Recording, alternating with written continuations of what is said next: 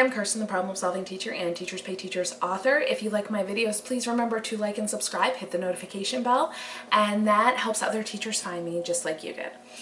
All right, today we are going to be talking about how to think of brilliant blog topics. The scariest part of writing a blog for me was deciding what to write. I had no idea what to write about or why people would want to read what I was writing. And the whole reason I started my blog is because the big sellers on Teachers Pay Teachers, all of them that were starting like podcasts and stuff about how to do it, they said, start a blog. So I started one. Like, I really didn't give it much thought. I just was talking to my husband. I was like, yeah, everybody says I'm supposed to have a blog, so I guess we're starting a blog. I hope you're ready to manage the website. And he was like, huh? Because he's in IT, so I was like, yep, you're gonna build the website for me. And I'm lucky that he is willing to. And he actually still uploads my blog posts for me weekly. All right, so we are gonna be talking about knowing what to write about on your blog.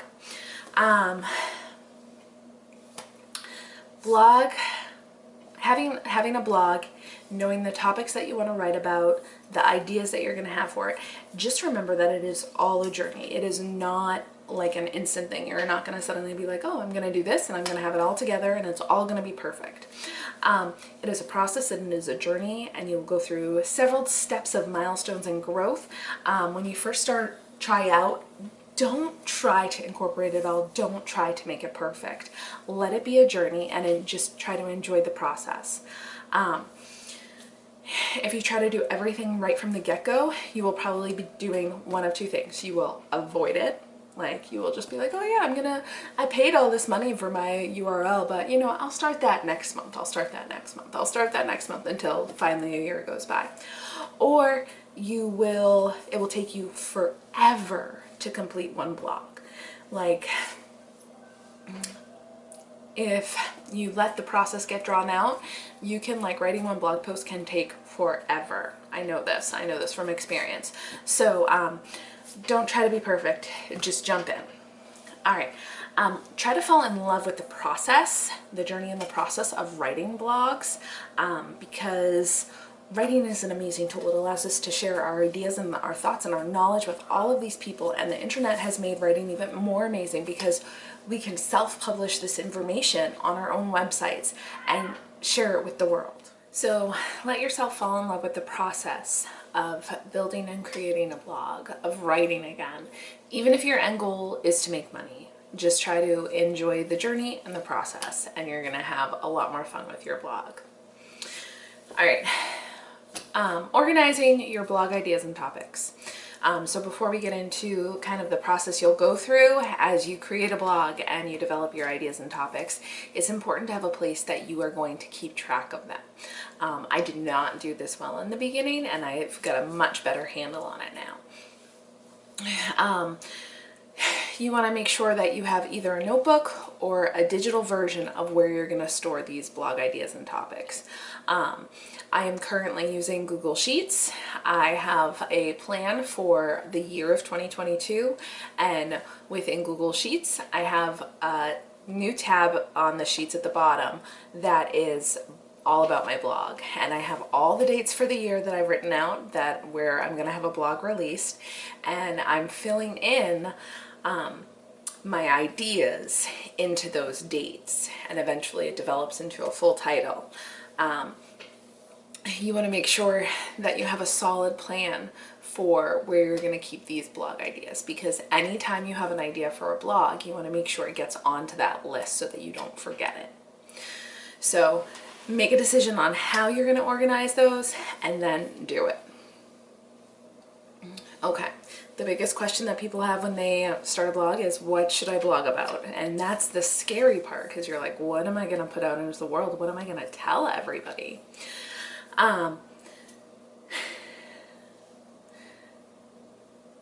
Make sure that you have a main focus for your blog, which you can develop it over time, but my blog is all about supporting my Teachers Pay Teachers store and my Teachers Pay Teachers business. Like, that is my main focus of my blog.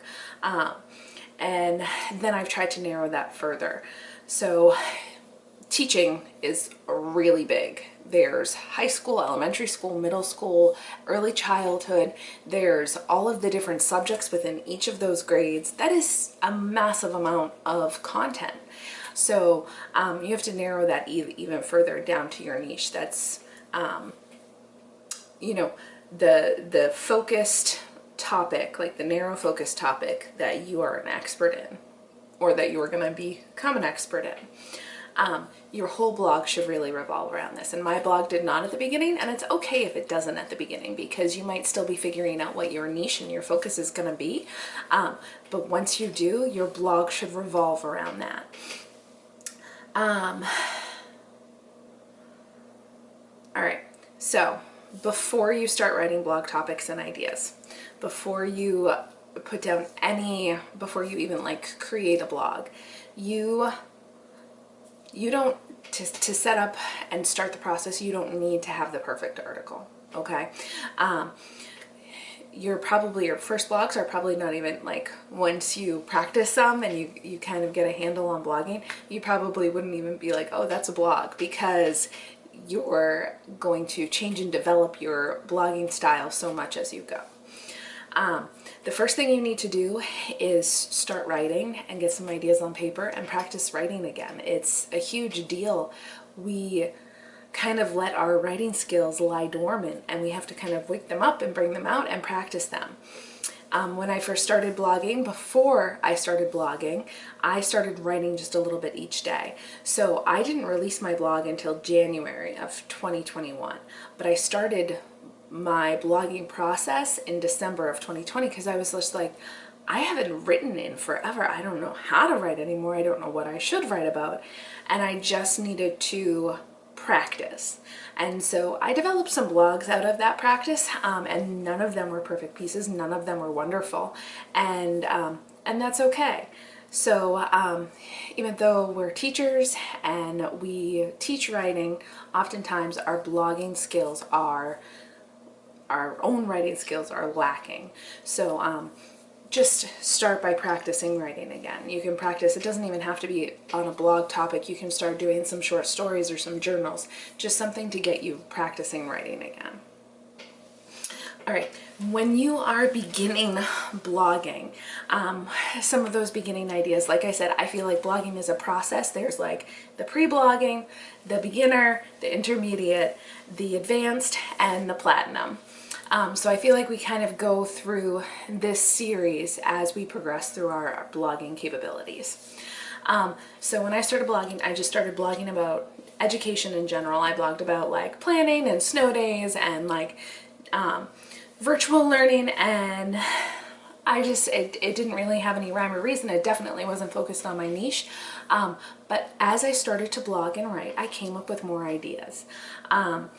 The ideas, once you start writing, you really start to develop an endless amount of ideas. You come up with more and more topics you could write about, which is kind of the amazing thing, that as you practice and as you start to put together some blogs to put out there, you will come up with more ideas. If you're just starting your blog, then write about anything. Write about anything you want to. You will end up getting more ideas easier than you expect. And as you come up with those ideas, make sure your master idea list is near you, so that as you're focused on your blog, you can be like, oh, I have another great idea. You can write it down and then go right back to what you were originally focused on. All right, once you have a few blogs out there, the topics might be kind of all over the place. You might just be unsure of what you're doing. Your formatting's a little bit messy. All of that's okay, because you have something out there. Then you're probably going to be getting a little bit better.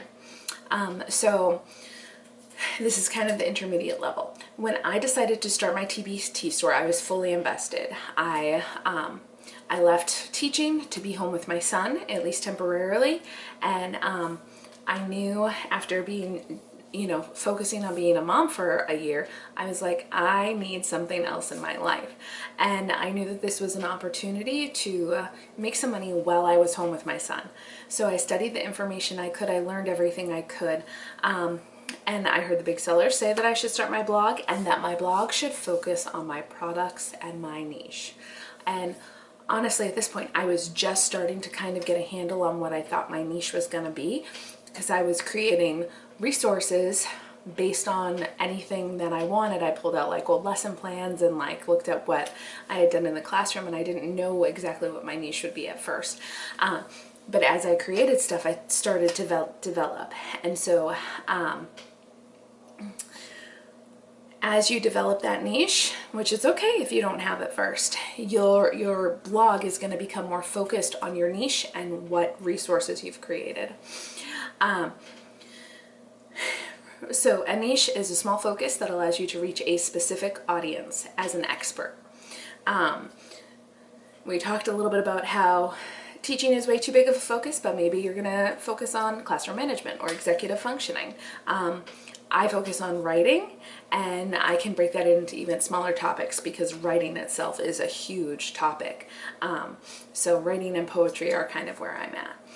And you want your niche to be an area you are an expert in. If you hate teaching science in school, your niche is not going to be teaching science. So make sure that it's something that you're an expert in, and if you don't feel like an expert, it's something that you're passionate about and you can become an expert in. So take a look at where most of your resources and products fall on your Teachers Pay Teachers store, or whatever your online business is.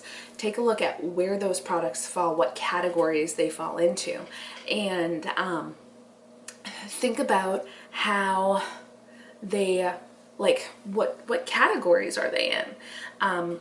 So I happened to create a lot of poetry lessons, and I was like, wow, maybe poetry's my thing. And so then I kind of focused in on it a little bit more, and now I'm expanding to other writing things. So take a look at what you think. When you are writing your blogs about your products in your niche, you want to tell people why you made those resources. You want to tell people about your resources, like what's in them and how they work. You want to tell them how you use them in your classroom or how they can make their own version. And then you can offer people the finished resource that you're selling, because should they go through all the work of making it, or do they want to spend a couple of dollars and just buy it from you because you've already told them all about it and they're like, wow, this is great stuff. So that's kind of how it works. So by blogging about your products in your niche, people are going to be enticed to buy from you because they're going to start to trust you and see that you have something valuable for them. Okay. We are on to the next phase. You're kind of becoming an advanced blogger, and your topics and ideas are going to become more advanced with you. You're getting pretty good at blogging. You probably have some great ideas for posts to write, but your website might not have the traffic you like. It takes a lot of work to get people to your website from the whole internet. So SEO is the next thing that you need on your website. SEO is search engine optimization. Engine optimization is when you write your blog posts using the terms that other people use. So everybody types in different things into Google to find the answers to their questions. And Google looks at all the things that people type in, and they look for posts that match those phrases. And when you write a post that matches what somebody is writing, Google says, oh, here's a great match for you. And that's how it works. I mean, it makes complete sense, but it's hard to do and to incorporate into your website.